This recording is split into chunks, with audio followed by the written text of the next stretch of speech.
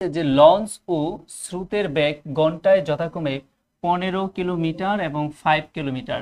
আচ্ছা, এখন বলছে নদী পথে 30 কিলোমিটার দীর্ঘ পথ একবার অতিক্রম করে ফিরে আসতে মোট কত সময় লাগবে?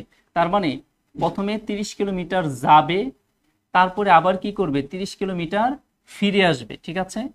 আচ্ছা, যখন যাবে স্রোতের অনুকূলে, যখন যাবেন, যখন নৌকাটা কি করবে, স্রোতের অনুকূলে যাবে, তখন তার স্রোতের অনুকূলে নৌকার কার্যকরী গতিবেগ কত হবে? তাহলে দেখেন নৌকার গতি কত দেওয়া আছে, যে লঞ্চের গতি এখানে কত 15, আর স্রোতের গতি কত 5। তার মানে 15 আর 5 কি হবে, যোগ হবে, তার মানে কত 20। 20 হলো কি স্রোতের অনুকূলে নৌকার কার্যকরী গতিবেগ। তাহলে তারা বলছে কত সময় লাগবে। টাইম বের করার সূত্র কি, টাইম বের করার সূত্র হলো ডিস্টেন্স বাই স্পিড। ঠিক আছে। এখন আমাদের এখানে জানতে চাওয়া হয়েছিল যে আসা যাওয়াতে মোট কত সময় লাগবে, তাহলে যাওয়ার সময় গতিটা কি হবে 20।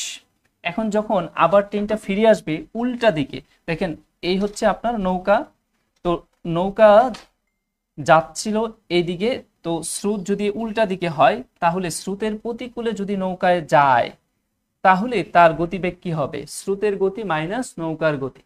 তখন এই 15 থেকে আবার কি করতে হবে, 5 বিয়োগ করে দিতে হবে, তখন গতিটা হবে কত 10। ঠিক আছে। তাহলে এখানে কি হবে 10। এইটাই হচ্ছে আমাদের কি সেই টাইম।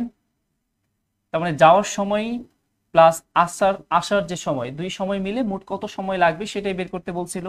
তাহলে এখানে আমরা যদি কাটি তাহলে 3/2 মান হলো 1.5, আর এখানে আমরা কত পাইছি, তার মানে 4। তাহলে আমরা 4.5 ঘন্টা সময় লাগবে, খুব দ্রুতই করে ফেলতে পারছি, 4.5 ঘন্টা সময় লাগবে। অনেকে অ্যান্সার করে ফেলেছেন।